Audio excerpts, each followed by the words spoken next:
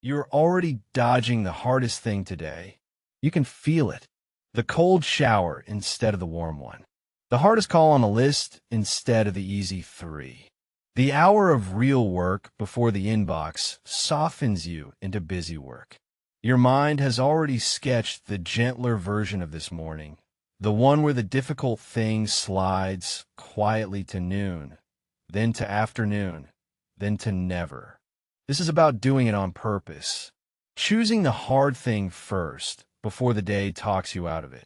Not because hardship is noble in itself, but because the act of choosing it is the single rehearsal that everything else today will lean on. The discipline you want is not a mood that descends on you. It is a muscle, and this is the morning you train it. We have been sold a quiet lie. That discipline is something you either have or you don't, a fixed quantity handed out at birth. The truth the oldest teachers knew is harder and far more hopeful. Discipline is trained, the way a body is trained, through difficulty you walk toward instead of away from. 2,000 years ago, a Roman Stoic named Musonius Rufus built his entire philosophy on this. He taught that virtue is not knowledge alone, but practice, what he called ascesis, a deliberate training of body and soul. To his mind, the person who wants to be good must be exercised against hardship the same way an athlete is exercised against resistance. You do not become courageous by reading about courage.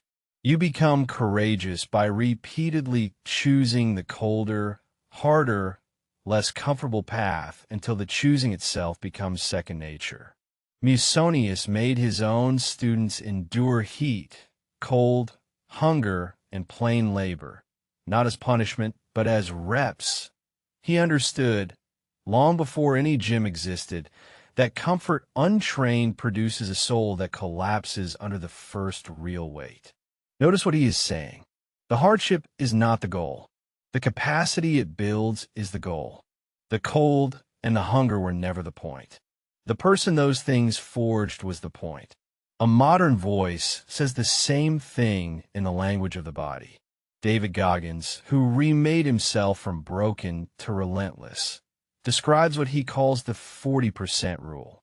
When your mind announces that you are finished, that you have nothing left, you are, in his reckoning, only about 40% spent. The rest is reserve you have never learned to reach because you always quit at the first complaint. His method is brutal and simple. Callous the mind on purpose. Seek the discomfort the rest of the world flees. Do the thing you do not want to do, precisely because you do not want to do it. And each time you do, the floor of what you can endure drops lower. He is not romanticizing pain. He is describing a training effect. The mind, like a hand, grows hard where it meets friction. And then there is the quieter, more measured confirmation from the research itself.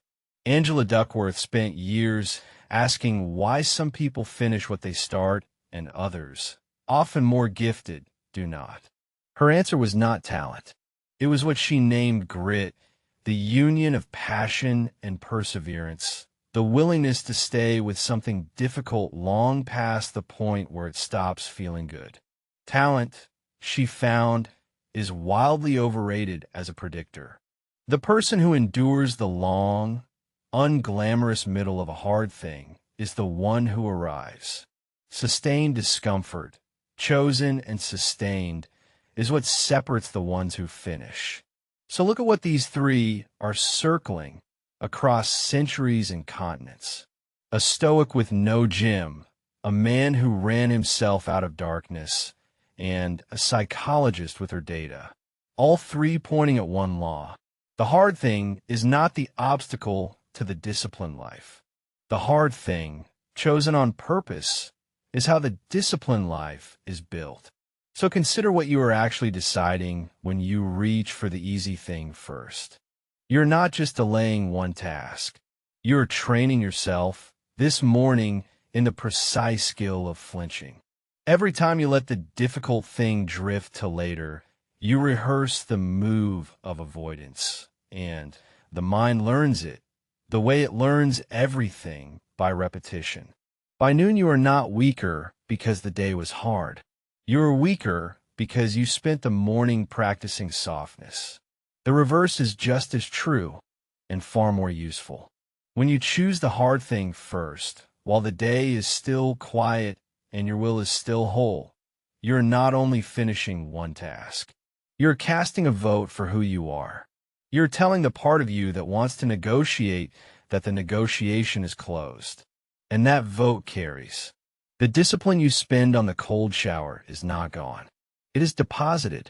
It is there in the hard conversation at 11, in the focus you hold at 3, in the workout you would otherwise have skipped at 6. The morning's chosen difficulty is the forge, and everything you do afterward is shaped in the heat it left behind. This is the gift hidden inside the discomfort. You are not only training your body this morning, you are training the will to turn toward what it would rather avoid.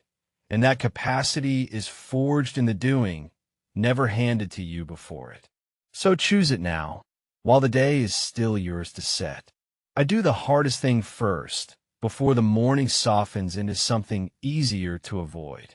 I treat discomfort as training, not as punishment, and I walk toward it on purpose. I remember that when my mind says I'm finished, there is reserve underneath I have not yet reached. I refuse to spend the morning rehearsing avoidance, because the mind learns whatever I repeat. I understand that the difficulty I choose now is the strength I will spend all day. I stay with the hard thing past the point where it stops feeling good, because that is where it counts.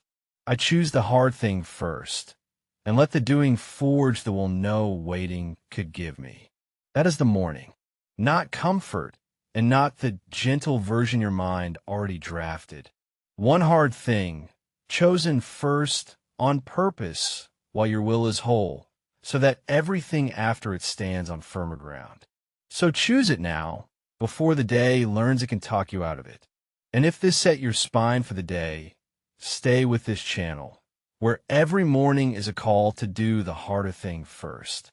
Then come back tonight for the half that completes it, because the will you spend this morning is not endless, and a forge that is never allowed to cool will crack.